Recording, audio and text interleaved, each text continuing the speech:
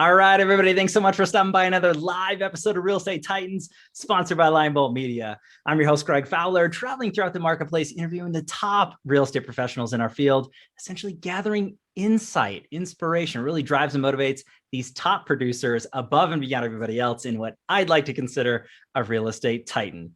Our very special guest and feature titan for today. I'm super excited about this one, all the way from beautiful Chicago, none other than Julie Busby. Julie, it's an honor and a pleasure. Thank you so much for taking the time.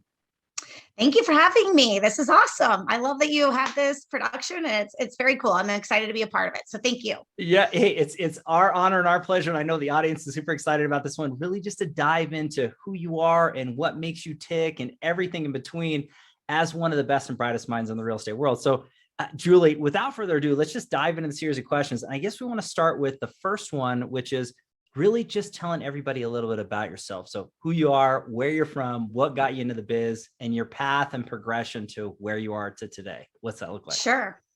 So my name is Julie Busby. I am the founder of Busby Group. We are a top 1% in Chicago production team in Chicagoland. I started my career 20 years ago in San Diego. Throw you for a little loop, not in Chicago. Okay. I started my career in San Diego. I became a top broker in San Diego. Wow. And from being a top broker in San Diego, I knew another top broker in Chicago. So when I moved out to Chicago, we joined forces, became number one in the city. And then from there, I just grew my career even further in Chicago and eventually founded Busby Group. Yeah. So I started my career I actually was in marketing. I worked at a .com before I was in real estate. Love it. And I always wanted to be an entrepreneur. And I always had a passion for real estate. And I approached a woman at my church and said, hey, I know that you are a realtor. I'd love to work for you for free. And lo and behold, I had no idea she was the number 3 broker in the entire nation. Wow. Worked for her for free for a few months, got my license, and then the rest is history. So I always recommend putting yourself out there. You may think that some of these top brokers don't need help, but we do. And we're happy for free support too. And you never know where it's going to lead you.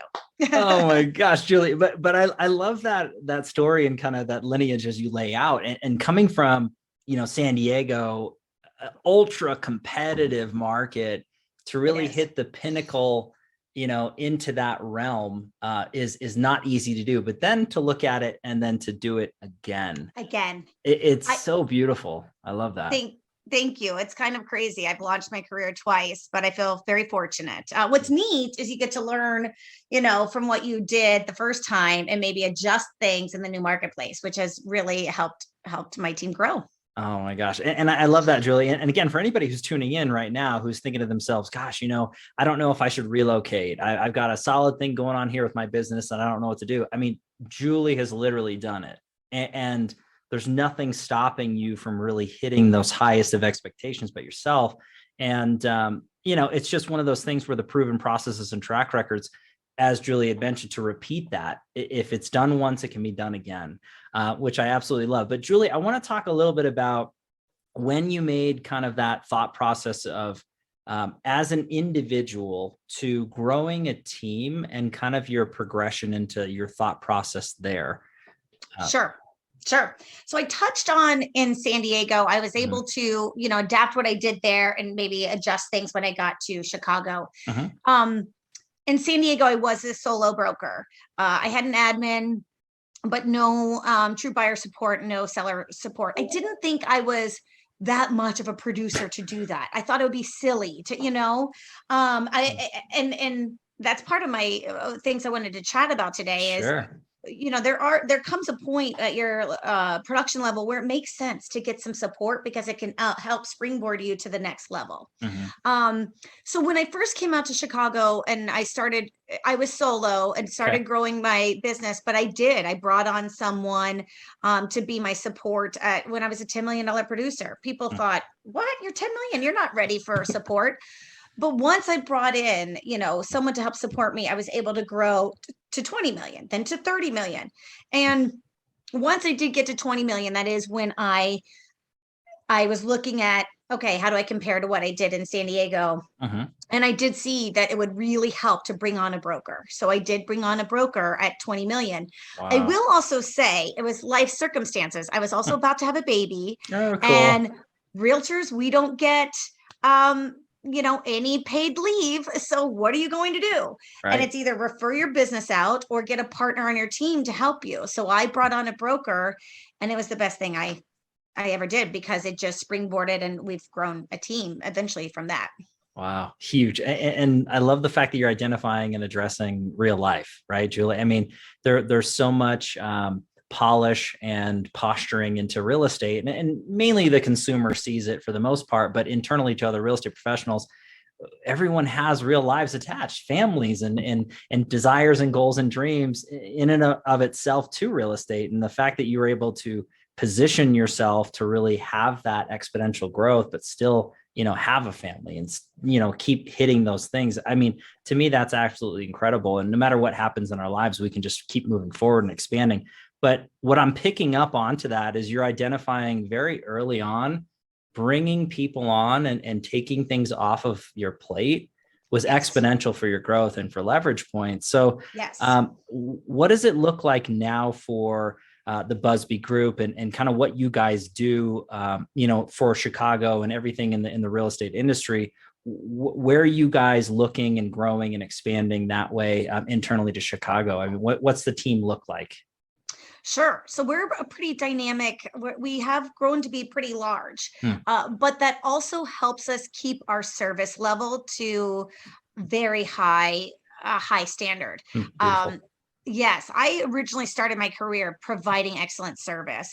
I had seen, I'll rewind back a little bit. Yeah. So when I moved to Chicago, I didn't know I was going to actually still continue real estate. I had the same thought that you were, said, as if someone's struggling of like, I want to move marketplaces, but I have a career here. How could I do that? I was very much thinking I've reached the pinnacle of my career. How could I ever top that? I'm going to start over in Chicago doing something else. Wow. So I moved out to Chicago and was going to open a fitness studio. And I was working with realtors to help target that commercial space. And honestly, I just was so dissatisfied with the service. It just didn't feel, I didn't feel comfortable with anyone. And it was hard. And so that's when I decided, okay, I am going to get licensed. Okay, I'll partner with this other top producer that I know. And let's do something here, because the service level was not to the caliber that I was giving in San Diego. So I started my career providing excellent service. And I'm not going to diminish that just because we've grown. In fact, we're growing because we offer this excellent service level.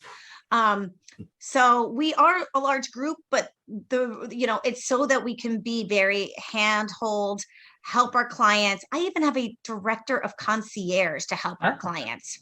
Wow. So it is very unique to Busby Group. I don't know anyone else who has a director of concierge. If we have buyers coming in from out of town, we help them find their hotel, help them get their spa treatment, whatever it may be, because finding a home can be stressful, especially in this marketplace right now. So, and we help them experience Chicago, which is a wonderful city. But then even moreover than that, if we're representing a seller, if they go out of town and an Amazon package is delivered, we're picking it up. I have picked up Amazon packages. I mean, we are watering plants. We are turning off the water so the pipes don't freeze. We are their concierge, and I keep saying we're your property advocates the whole step of the way. Yeah.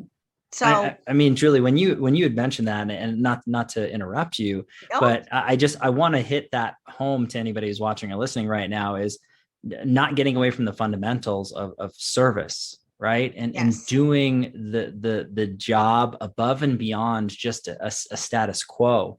And Julie, you wouldn't be the person that you are today without that mentality and thought process, and nor would your team, right? So I think that's a beautiful representation or example for other real estate professionals to say, look to what Julie is doing and has done.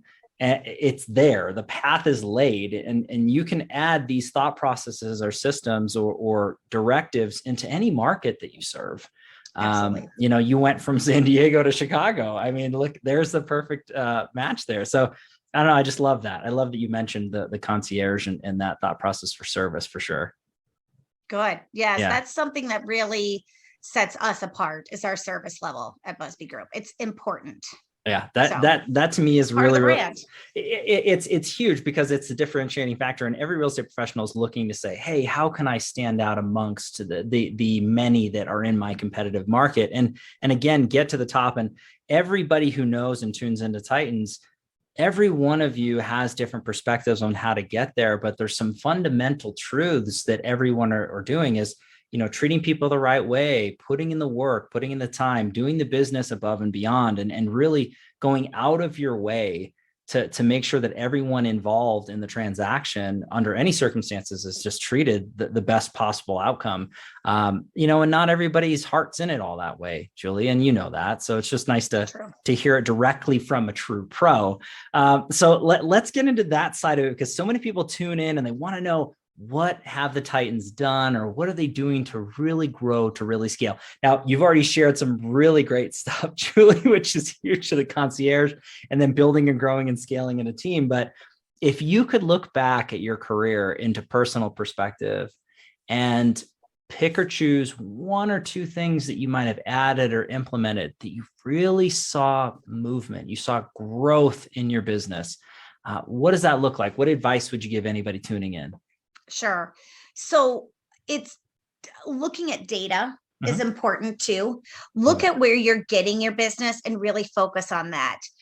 I will say so many people are saying, I need leads. I want to get leads, and really look at that. I'm not saying that's not a way to get business. I'm not. That is absolutely, some are very successful, but in doing that. But once I don't know why. That's always been so many realtors think that way. And so finally one day, around when I was at 10 million newer in Chicago, I wanted to look at my business and said, where am I getting my business? And it was 99% referral, past clients, friends, family, et cetera, your sphere. And I said, well, then I am going to continue providing excellent service to my sphere and take care of those who take care of me and reward them. And I started a gifting program to my clients, especially those who are big advocates. We at Busby Group have advocates. And when I say advocates, I'm talking, I have a client who sends me two friends a week of buying or selling. Wow. 2 friends a week.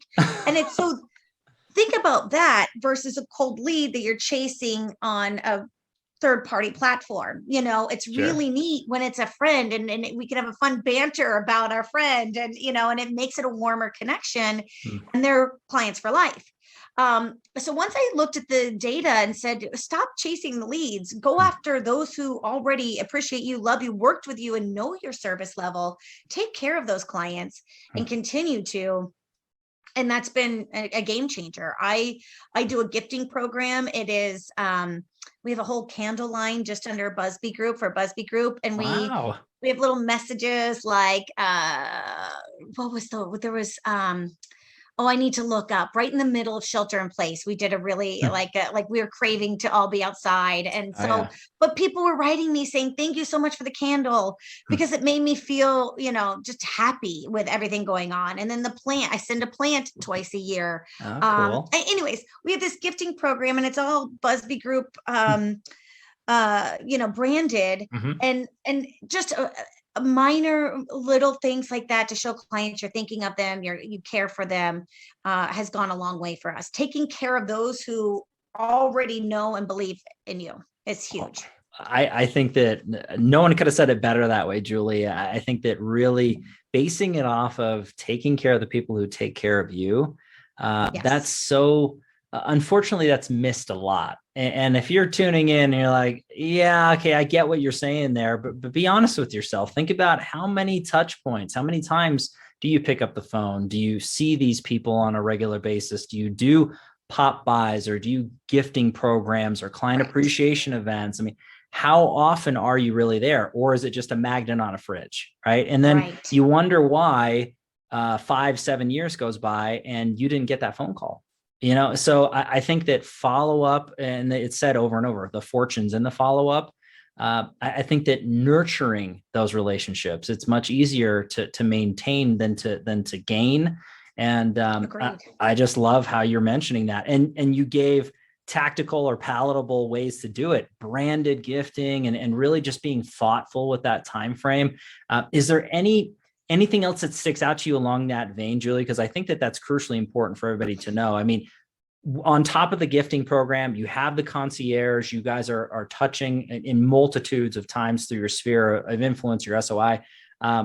Anything else? Any other piece of advice in there? Yes. You touched on client events, and I used to be really big into that as well. Okay. And while that's big, I've actually found a really great way to connect with your clients is actually giving them information. So I do free webinars all the time for my clients. Wow. And I call them casual conversations, where it's me and a mortgage broker and a designer, and we're telling you what we're expecting for the next year or what we're encountering right now. And we do informational webinars, throughout the year, and we're providing information. So yes, the gifting is great, so people know you care about them and you're genuine, but also provide information. And guess what? It's hosting a webinar is free. You just send out an email blast, ask one of your partners that you work with in the mortgage business or, design world or whatever, and you host it for 30 minutes and let people ask you questions. And just being a resource like that can go a long way to your clientele. Wow. Huge. And I love the fact that you're looking at it from the physical nature, but then also the intangibles and the knowledge and the conversation and just the communication. That's key. I mean, there's so much there. I mean, anybody who's tuning in can apply those things and then see growth into revenue. And I agree with that. And coming at it from a digital standpoint and from a marketing standpoint, I think that so many people are looking for those leads, right? They're sourcing leads, or they're paying third parties, as you mentioned. One of the most simplistic things that can be done is just retargeting your sphere of influence, right? So if you're thinking about all the physicality that Julie's just mentioning, right? Think about it from a digital standpoint too, is, hey, you can communicate and engage and interact through retargeting with your sphere of influence. And I think that that's a wonderful way to go about it. And so many professionals are looking to other sources. They're almost, what's the adage? They're tripping over a dollar to pick up a penny, and it's right in front of you. Right. I mean, you noticed that on very early on, into the days of going into Chicago, right? So yes, I just think it's just a beautiful living, breathing example of what great people can do with the right intentions, Julie. So gosh, I mean, that's just awesome stuff. I mean, you're giving us so much information. I know you and I could talk all day long about this, but is there anything else you want to mention or leave before we kind of wrap everything up, Julie? This has been super great. I touched on it about, knowing when to hire. I actually have had this conversation a lot lately. I'm in a lot of mastermind groups with other top brokers, and some of the challenges that they are in is, they hire as brokers who are 100% commission. I understand it's hard to commit to paying staff a salary because you're scared, because you're 100% commission, but have faith in yourself. And there's also ways that you can bring on someone, maybe as part salary and part commission, to where your overhead isn't as much and they get you a piece of the business, and then they're rewarded for the work that you're able to close. I'm pointing that out because so many brokers are so scared to hire when they need it. And they'll have one admin in their $60 million production. And what is going on with the broker? The broker's up until, all hours of the night trying to get work done. And so is the admin. And that's no way to live. You need to be able to assess and see when the team or when yourself or your colleagues are getting burnt out. And maybe that's the time we explore one more person to help support us, because that's going to, you want to acknowledge that your team members are, people are assisting you are exhausted, and give yourself a break too. Right. So just having the wherewithal to see the horizon and know, okay, maybe I get creative here and bring someone on to be, even part-time, or, a hybrid of a part commission, part salary, or part hourly, just so I'm telling you, it will help you grow exponentially. Oh, I mentioned when I was at 10 million, I brought on one admin. When I was 20 million, I brought on my first broker support, Mhm. 30 million, another admin. Wow. Then, and then we just kept growing from there. But Yeah. that's an easy framework. Once you're at 30 million, you really know how to assess your business and help it grow even further. We're now 105 million this past year. Unbelievable. I mean, but Julie, you look at that, and the beautiful thing is you've been through those portions of your career and those levels and steps, and you have the ability to now reflect or look back. And that's what's so beautiful about sharing of knowledge and information in these days and ages, is you don't have to reinvent the wheel or figure it out. There's true pros like you that have done it, that are freely sharing and giving this information out. It's just believing in yourself, as you mentioned, and then applying that knowledge and getting to work and being as consistent as possible. I mean, and I love that you laid out the framework. Now, it's obviously different for everybody, so you got to think about timeframes and what your comfort zone is. But ultimately, it's kind of, and correct me if I'm wrong, Julie, but it doesn't really matter where you're at. It's always, change is always kind of uncomfortable, and there's some stress associated. But so I don't know if there's ever the right time, if you want to base it that way, but you'll feel that pain, I guess, as you mentioned. Like, who wants to be working 24 hours, 7 days? And that's nuts. Right. I mean, it's nuts. And we, as brokers, that's one of the hardest things is, your career can take over. And, it's important to have quality of life. You will better serve your clients and grow if you give yourself rest. You're with your children for dinner, or with your husband or your spouse. It's important to have you time because it helps you grow. When you have downtime, it motivates you to, take your business to the next level. So just I just, have a horizon, have a outlook like that to make sure you're taken care of. And if you're starting to grow your team, keep an eye on that as well.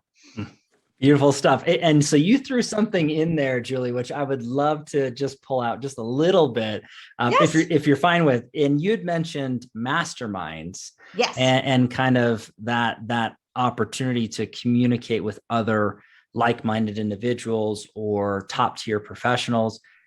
Can you share a little bit about your experience with that, and then just any encouragement that you might have out there for the audience to maybe do the same? Yes.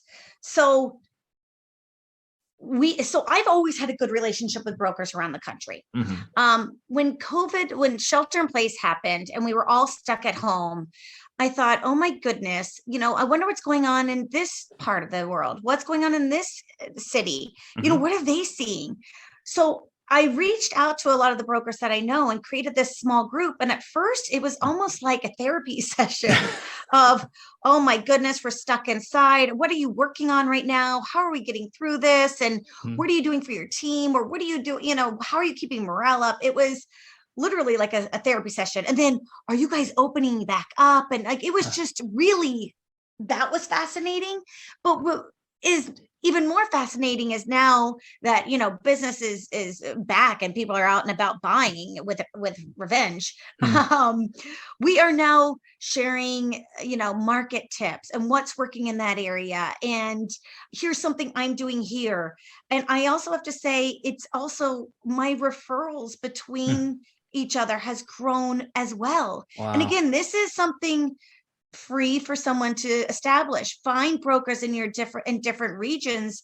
Maybe it's a region that your marketplace is moving to, or has where there's a back and forth a lot. It's important to reach out to someone and not just call and make a referral. Literally start a small group and start networking and share tips and advice. And we started it, I guess it was 2 years ago, and I just love my group. We are just so tight now. I started one locally in Chicago, and I started one with brokers in different regions throughout the city or throughout the nation. And it's just really been fascinating and rewarding too. But I love that though, Julie, because it's such a two-way street. Everyone that's involved in there is giving and receiving and really just sharing that knowledge. But then in addition, taking ideas and implementing and what works and what doesn't, but then direct referral business. And you don't have to have this massive thing, just great tight knit groups of people and relationships, just like with your clients. It's the same with your colleagues. And I love the fact that you mentioned that, because it's a big thing, that's thrown around quite a bit, but not enough people really understand and implement it. You're guilty by association, positive or negative. And you really want to surround yourselves with those like-minded, big thinkers, people that will motivate and push you as you do every single day. And that's how it's just that high tide raises all ships sort of thing. And I love it. And the fact that you're saying it means something because you're doing it in a big way, Julie. But when we're looking at it from that standpoint and basing it off of, I know we just scratched the surface of your knowledge and your information and just people being able to get a hold of you and absorb as much of you. So I always ask, what's the best way for the audience, if anybody who's watching or listening just loved what you were saying and connected, what's the best ways for them to reach out, to reach you, to learn more about you, sites, things like that, just for the show notes? Sure. Everywhere on social, we're Busby Group. So okay. Insta, Facebook, all of it. We're Busby Group. But to reach me personally, I mean, it's not hard to find me. Love it. As realtors, it's pretty hard to not find us. But I'm Julie at Busby Group. My team laughs at me. I'm not great at texting. I wish texting had a way to flag a message, because clients will send me a counter offer in a text. And when you're getting a lot of text a day, they're like, oh, shoot, so don't text me, but there definitely email, and I will make sure I respond to emails the same day. So I would love to hear from you. Love it. Huge. So you heard it from Julie. I mean, social media platforms, emails, try not to text. But I think that's a great thing, Julie. And again, I can't thank you enough for taking the time. It was an absolute honor and a pleasure. You killed that. That was so great. Seriously. Thanks, Julie. Thank you. It was so fun. And I do have to say this, dub in as an official real estate titan. So that is a badge of honor you can wear forever. No one will ever take it away. So that is yours for sure, Julie. But I can't thank you enough. And everybody, as always, thank you for your time and attention, your love and support. If you like here, we're doing this Real Estate Titans, don't forget to like and subscribe. I do have to give our sponsor a quick shout out, Lionbolt Media. If you are a real estate professional and you're looking at the digital aspects of your business, visit lionboltmedia.com. They got a free master course on there that you can take a look at for everything and anything to do with digital aspects for growing your business. We are live here on Real Estate Titans every Tuesday afternoon, a different Titan, a different location. We'll catch everybody in the next live episode of Real Estate Titans. Take care. Thanks, Julie. See you soon. Thank you. Bye.